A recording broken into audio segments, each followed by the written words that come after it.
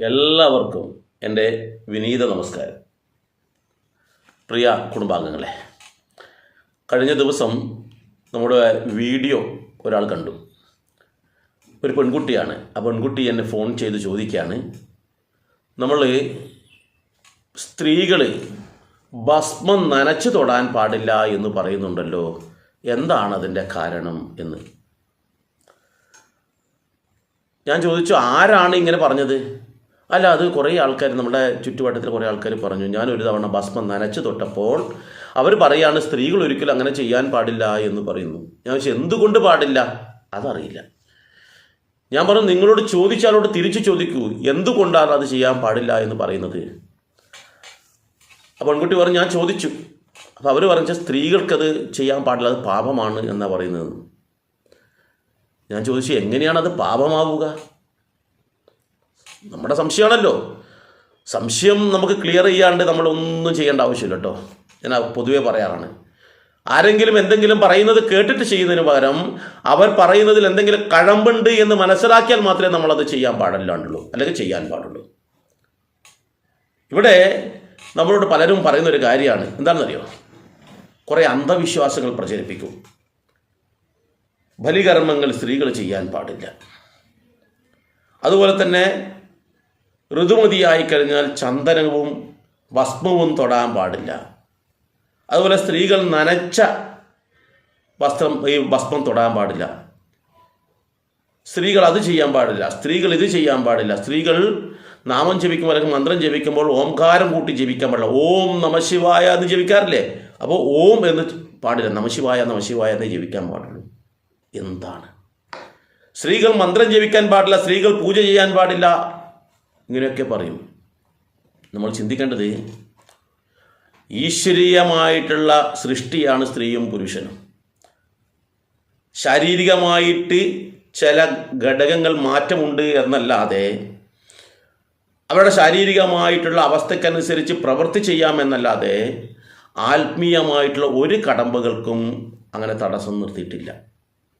ഇത് ചെയ്യാൻ പാടില്ല എന്ന് പറയുന്നില്ല. സ്ത്രീകൾക്കും പുരുഷന്മാർക്കും ഭസ്മം തൊടുന്നതിൽ ഒരു തെറ്റുമില്ല. സ്ത്രീകളും പുരുഷന്മാരും ഭസ്മം നനച്ചു തൊടുന്നതിൽ ഒരു തെറ്റുമില്ല. നനച്ചു തൊടേണ്ട സമയമുണ്ട്, നനക്കാതെ തൊടേണ്ട സമയമുണ്ട് എന്ന് പറയും. പ്രഭാതത്തിലാണ് നമ്മൾ നനച്ചു തൊടേണ്ടതെന്ന് പറയും ഭസ്മം. എന്തിനാ പ്രഭാതത്തിൽ ഭസ്മം നനച്ചു തൊടുന്നത്? പ്രഭാതത്തിൽ ഭസ്മം നനച്ചു തൊടാൻ കാരണം, നമ്മൾ രാവിലെ ഉണർന്നു കഴിഞ്ഞു. ഇനിയുള്ള അന്തരീക്ഷം എന്ന് പറഞ്ഞാൽ ചൂട് പിടിക്കുന്ന അന്തരീക്ഷമാണ്. അപ്പോൾ ആ ചൂട് പിടിക്കുന്ന അന്തരീക്ഷത്തിൽ നമുക്ക് നല്ലതുപോലെ വിയർപ്പുണ്ടാകാൻ സാധ്യതയുണ്ട്. അപ്പോൾ ആ നനച്ചു തൊടുന്ന ഭസ്മം നമ്മുടെ ശരീരത്തിലേക്ക് ശരിക്കും അതിൻ്റെ ആ ചർമ്മങ്ങളിൽ ഗുണപ്രദമായ രീതിയിൽ പ്രവർത്തിക്കുവാൻ ചൂട് വരാൻ പോവുകയാണ്. അപ്പോൾ ആ ചൂടിനെ പ്രതിരോധിച്ചും കൊണ്ട് നമ്മുടെ ശരീരത്തിന് ഗുണകരമായി പ്രവർത്തിക്കുന്നതിന് വേണ്ടിയാണ് പ്രഭാതത്തിൽ നമ്മൾ നനച്ചു തൊടുന്നത്. എന്നാൽ സന്ധ്യയ്ക്ക് നമ്മൾ തൊടുന്ന അവസരത്തിൽ ഇനി അന്തരീക്ഷം തണുത്തുകൊണ്ടിരിക്കുകയാണ്. ആ അവസരത്തിൽ നനച്ച് തൊടുന്നുകൊണ്ട് ദോഷമൊന്നുമില്ല. എന്നാൽ ആ നനക്കാതെ തൊട്ടുപോയാലും നമ്മുടെ ശരീരം ഇനി തണുക്കുന്നത് കൊണ്ട് ചർമ്മത്തിൽ കൃത്യമായ രീതിയിൽ പ്രവർത്തനം നടക്കും എന്നുള്ളത് കൊണ്ട് നമ്മൾക്ക് നനക്കാതെ തൊട്ടാലും ദോഷമില്ല. ഇനി രാവിലെയും വൈകിട്ടും നനച്ചു തൊട്ടാണ്ട് ദോഷമുണ്ടോ? ഒരു ദോഷമില്ല. പക്ഷേ പൊതുവെ രാവിലെ നനച്ചു തൊടുന്നത് ഇനി വരാൻ പോകുന്ന അന്തരീക്ഷം ചൂട് പിടിക്കുന്നത് കൊണ്ടാണ് എന്ന് നമ്മൾ മനസ്സിലാക്കുക. വൈകിട്ട് തണുക്കുന്ന അന്തരീക്ഷമായതുകൊണ്ട് നമ്മൾ നനച്ചില്ലെങ്കിൽ അത് തൊടാവുന്നതാണ്. അതുകൊണ്ട് സ്ത്രീകൾക്കും പുരുഷന്മാർക്കും ഒരുപോലെ തന്നെ ഭസ്മം നനച്ചു തൊടുന്നാക്ക് നനച്ചു തൊടാം, നനക്കാതെ തൊടുന്നാക്ക് നനക്കാതെ തൊടാം. അതിലൊന്നും ഒരു അപാകതയില്ല. അതിൻ്റെ പേരിൽ സ്ത്രീകളെ ആരും ഒറ്റപ്പെടുത്തേണ്ടതില്ല. നാമം ജപിക്കുന്ന സമയത്ത് ചില ആൾക്കാർ പറയാറില്ലേ, അയ്യോ ഓംകാരം സ്ത്രീകൾ ജപിക്കാൻ പാടില്ല. എന്താ സ്ത്രീകൾ ജപിച്ചാൽ?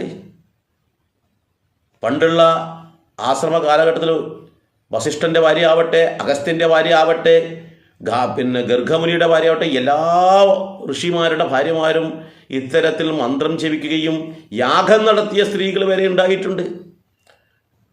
തർക്കശാസ്ത്രത്തിൽ പുരുഷന്മാരെ തോൽപ്പിച്ച സ്ത്രീകൾ ഉണ്ടായിട്ടുണ്ട്. ഗാർഗി എന്ന് പറയുന്ന ശ്രേഷ്ഠയായ സ്ത്രീ പുരുഷന്മാരെ മുഴുവൻ തന്നെ തോൽപ്പിച്ചിട്ടുണ്ടായിരുന്നു തർക്കശാസ്ത്രത്തിൽ. മന്ത്രം ജപിച്ചും കൊണ്ടാണ് ചെയ്യുന്നത്. ഒരു മന്ത്രമാകണമെങ്കിൽ അതിനോടൊന്നിച്ച് പ്രണവമായിട്ടുള്ള ഈ ഓംകാരം ചേർത്ത് ജപിച്ചാൽ മാത്രമേ അത് മന്ത്രമാകുന്നുള്ളൂ. അതുകൊണ്ട് തന്നെ 100% സ്ത്രീയായാലും പുരുഷനായാലും മന്ത്രമാണ് ജപിക്കുന്നുണ്ടെങ്കിൽ ആ ഓംകാരം ചേർത്തിരിക്കണം. അതൊരിക്കലും നമ്മൾ മാറ്റി നിർത്തേണ്ടതല്ല.